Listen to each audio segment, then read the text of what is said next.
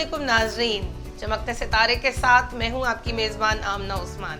नाजरीन, आज मैं मौजूद हूं शहजाद सलीम के साथ, जो कि पोलियो इफ़ेक्टेड हैं, लेकिन उन्होंने कभी भी हिम्मत नहीं हारी और अपनी इस मजदूरी के साथ भी वो बहादुरी के साथ जुड़े रहे। उन्होंने एक अच्छी तालीम हासिल की, सूफ़ी में जॉब करते हैं, शादी की, बच्चे हैं उनके माशाल्लाह, और परिंदों का शौक़ भी रखते हैं।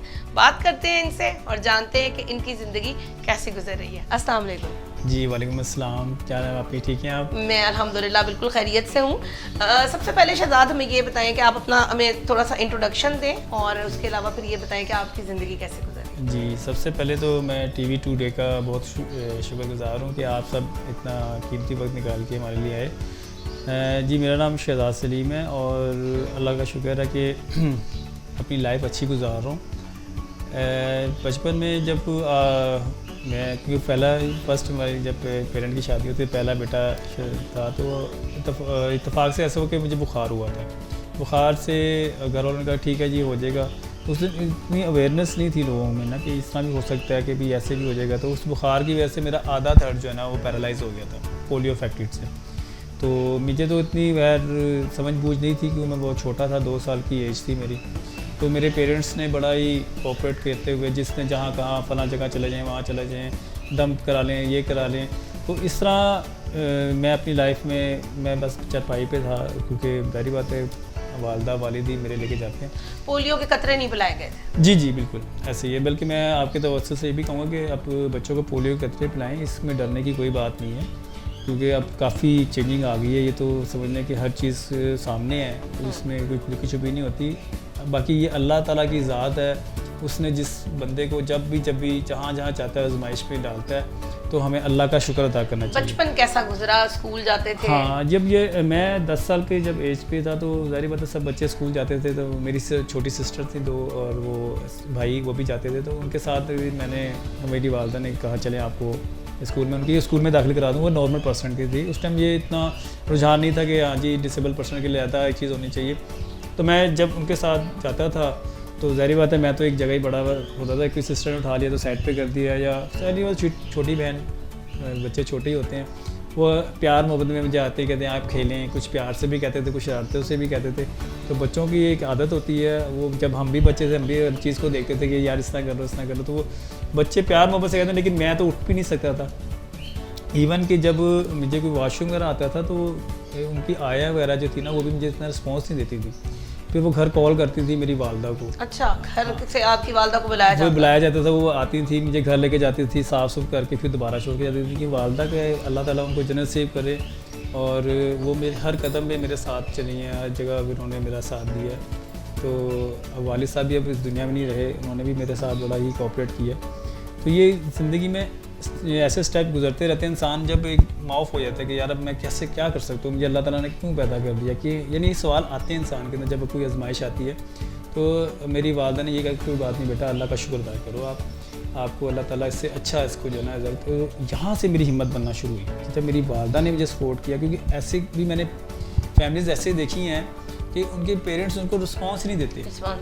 हालांकि करना चाहिए। देखें, जब तक माँ बाप आपको स्टेप नहीं दिलाएंगे या कोई आपको हौसला नहीं दिलाएंगे, तो फिर आप किस तरह आगे माशरे में तरक्की कर सकते हैं। बिल्कुल। इस बात में मेरी वालदा वालिद मेरे साथ और मेरे बहन भाई बहुत उन्होंने मोटिवेट किया। स्कूल में बच्चों की तरफ से जब आपको मुश्किलात का सामना करना पड़ा, फिर आपने एक और स्कूल में एडमिशन ले लिया? जी जी, वो ऐसा था कि जब मैं काफ़ी अम्मी को कहता था जी मैं तो बस तंग आ गए, बच्चे मुझे इससे रिस्पॉन्स देते। तो मेरी अल्लाह जन्नत से फिर नानी, वो भी बड़ी वरीड थी, कहती इस बच्चे कुछ करना। तो वो उन्होंने किसी ने उनको बताया कि जी फ़लाँ जगह एक इदारा बालिया मज़दूरों का गवर्नमेंट का इदारा है, अब वहाँ पे जाके बच्चे को दाखिल कराएंगे, फिर इसका इलाज होगा। तो अल्लाह उन्होंने जन्नत नसीब करे, उन्होंने मुझे वहाँ लेकर गई, वहाँ पे उन्होंने मेरा एडमिशन करवाया। तो मैंने मिडल वहाँ मैं 4 क्लास से और मिडल तक मैंने वहीं पढ़ा।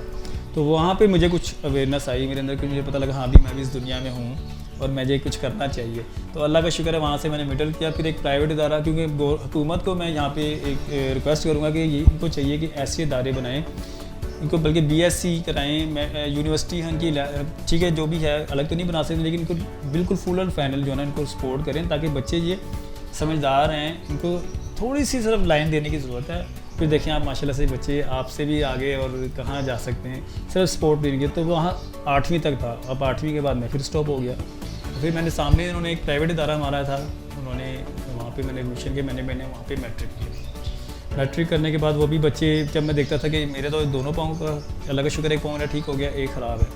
तो जब मैं अपने से नीचे को देखता था कि व्हील चेयर पर जा रहे हैं, बैसाखियों से चल रहे हैं, तो उनको देख के मुझे हौसला आता था कि या अल्लाह तेरा शुक्र है कि मैं तो उनको देख के भी जो ना अपने आप को मैं सही समझता हूँ। मोटिवेशन मिली आपको? हाँ, मोटिवेशन वहाँ से मुझे मिली। फिर मैं उनका साथ देता था। फिर हमने वहाँ पे एक छोटी सी एनजीओ बनाई, उसको कहते हैं ओल्ड स्टूडेंट की एनजीओ ना, कि जो बच्चे मैट्रिक कर जाते थे, अब मैट्रिक के बाद उनको कॉलेज में एडमिशन ही नहीं होता था। जब मुझे कॉलेज की बारी आई, मैंने एमए कॉलेज में अपना एडमिशन देने के लिए जब मैं गया, तो ये समझ लें कि टाइम शॉर्ट था, क्योंकि जारी बात है मुझे जाने में बड़ा मसला, किसी से लिफ्ट लीजिए कि वो कि भाई छोड़ गया।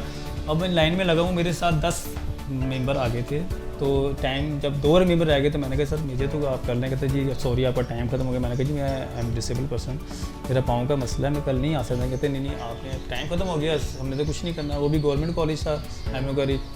तो तब भी मुझे एहसास हुआ, मैंने कहा यार ये इस तरह तो नहीं होगा, क्योंकि मैं तो चलो एक अपना एक लाइफ गुजार रहा हूँ मेरे साथ, और अल्लाह ना करे कोई ऐसी डिसेबिलिटी किसी को आए, अगर आ भी जाए तो उनको सपोर्ट करना चाहिए, इवन कि उसको धुकला देना चाहिए, आप पीछे हटे जी, आप आगे ना आएँ, आप कुछ नहीं कर सकते।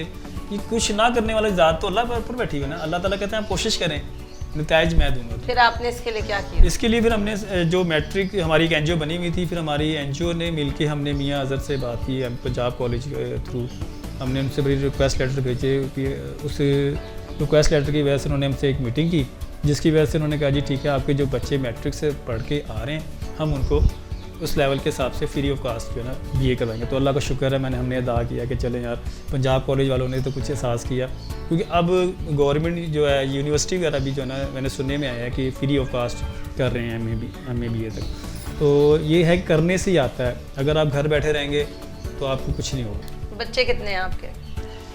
जी अल्लाह का शुक्र है, मेरे एक बेटा है और 2 बेटियाँ हैं। अच्छा। तो अल्हम्दुलिल्लाह वो भी नॉर्मल है, मेरी मिसेस भी नॉर्मल है, और हमारी लाइफ अच्छी गुजर रही है। नॉर्मल वाइफ के साथ शादी हुई आपकी, कैसे ये प्रोसीजर हुआ इसके बारे में? इसमें मैंने ना ये मैं आपकी इस बात पे सही बात वो आगे बढ़ाऊँगा कि मैंने अपनी वालदा को जब ये देखा कि उन्होंने रिश्ते हर जगह पे कहा दे दें और उन्होंने सबने इनकार कर दिया, तो मेरे दिल में एक बात बैठ गई कि मैं एक डिसेबल लड़की से ही शादी करूँगा। तो मैंने अब किसी हद तक अपनी वालदा और घर वालों को मना लिया, लेकिन मेरी वालदा के दिल में एक बात थी कि नहीं बेटा, एक तो नॉर्मल पर्सन होना चाहिए या ऐसी डिसेबिलिटी होनी चाहिए कि ताकि आगे जो बच्चे हों तो कोई ऐसी किसी का मुताज ना हो, उनमें कोई प्रॉब्लम नहीं आती अल्हम्दुलिल्लाह, लेकिन उनको संभालने के लिए आपको थोड़ा सा फाइनेंशियली तौर पे स्ट्रांग होना चाहिए, या फिर कोई आपको कोई देखभाल करने के लिए कोई होना चाहिए। तो उन्होंने कहा मेरी ख्वाहिश है बेटा, चल एक है मेरी खाला की, जहाँ मेरी शादी हुई खाला की बेटी है, तो वहाँ हम कोशिश करते हैं, अगर वहाँ पे ना हो फिर तो जहाँ क्या कर देंगे। तो मैंने कहा ठीक है जी, आप जहाँ आप ट्राई करें। तो अल्लाह का शुक्र है वहाँ से पॉजिटिव रिस्पांस आया, और अल्लाह पाक ने मुझे ये दिन दिखाया कि अल्लाह का शुक्र आज ही फैमिली के साथ बैठा हूँ। एक इदारा चला रहे हैं आप वाइस सोसाइटी के नाम से? हाँ जी अल्लाह का शुक्र है कि आपको मैं ये बताना चाहूँगा कि मैं शुरू से ही हमें शौक़ था कि हम ना आगे बढ़ना है, हमने पीछे नहीं देखना। क्योंकि जो हो गया, इंसान को हमेशा जब इंसान आगे बढ़ना चाहेगा ना, तो वो पहले अपने अंदर देखे कि मेरे अंदर क्या कमी है, क्या पॉजिटिव है, उसको एक्सेप्ट कर ले। ये ना कि मैं ये कर सकता हूँ, मैं ये वो कुछ नहीं कर सकता, अल्लाह की ज़ात ये करने वाली। अब जब मैंने देखा कि मैं इस तरह का हूँ, पाँव का मसला है, अब मैंने उसको रोना नहीं है, अब मैंने आगे बढ़ना है। हमने इस तरह एक एनजीओ बनाई जो कि ओल्ड स्टूडेंट की थी। उसके बाद हमने देखा कि जब बच्चों की पढ़ जाते हैं, फिर आगे उनकी जॉब का मसला होता है, उनकी शादियों का मसला होता है, क्यों ना हम एक ऐसा हटके काम करें जिसकी वजह से जो बच्चे अल्लाह ना करे ऐसे आएँ जो आगे, उनको हम अडॉप्ट करें और इनके लिए शेल्टर होम बनाए। वॉइस होम के नाम से हमने एक शेल्टर होम बनाया हुआ, वहाँ पे हमारे 24 बच्चे हैं और हमारे साथ काफ़ी लोग जो है ना साथ चलते हैं। और मैं उन सबका इस तौर से TV टुडे के वाले से थैंक्स बोलूँगा कि वो जब भी मैं उनको कुछ काम कहता हूँ, क्योंकि हमारे साथ एग्जेक्टिव मेंबर हैं और मैं आई एम इंफॉर्मेशन सेक्रेटरी, तो मैं उनको यही जब भी कोई मैं बात कहता हूँ तो अल्हम्दुलिल्लाह वो आते हैं। जैसे हमारी भाभी ने हमें मास्टर पेंट वालों से कह के पेंट शेंट करवाया और बड़ा अच्छा यानी कि लगा और बच्चे बड़े खुश हुए। इसी तरह जब भी कोई मैं अपने दोस्तों को कहता हूँ भाई हमें आज ये राशन चाहिए, ये चीज़ चाहिए, तो वो वेलकम करते हैं। तो क्योंकि मैं तो कहता हूँ आप खुद आके देखें, आपको पता लगे कि बच्चे किस तरह जो है ना वो एक तो डिसेबल हैं, ऊपर से कुछ पेरेंट्स माँ बाप शादी करके छोड़ देते हैं, अगेन दूसरी सेकंड मैरिज, कोई वालिद फ़ौत हो गया या वालदा ने कर ली या वालिदा फ़ौत हो गई तो वो बच्चे का क्या कसूर है? ये तो अल्लाह की देन है। इसको क्या हमारे नबी अकरम सल्लल्लाहु अलैहि वसल्लम का भी ये फरमान है कि अगर आप किसी यतीम के सर पे हाथ फेरेंगे तो अल्लाह ताला उसका कितना अजर देगा। तो यहाँ पे आप देखें तो हम तो कितने यतीम बच्चे हैं जिनके साथ चल रहे हैं, तो जब भी हम जाता हूँ संडे वहीं उनके साथ गुजारता हूँ और एक इंसानियत बचाई, अल्लाह के कि पूरी इंसानियत आपने बचाई। तो आपके यही ताउन चाहिए होता है कि आप भी हमारे साथ आएँ, अब अपने टीवी को लेकर आएँ हमारी चिल्ड्रन होम में इंशाल्लाह। जी, तो नाजरीन, शहजाद सलीम के साथ आपने हमारी गुफ्तगू सुनी और एक ब्रेक की जानिब चलते हैं। ब्रेक के बाद हम बात करेंगे शहजाद सलीम साहब की अहलिया से। तहसीन हमें बताएंगी कि किस तरह से ये दोनों परिंदों की देखभाल करते हैं और इसका शौक़ रखते हैं। So stay tuned.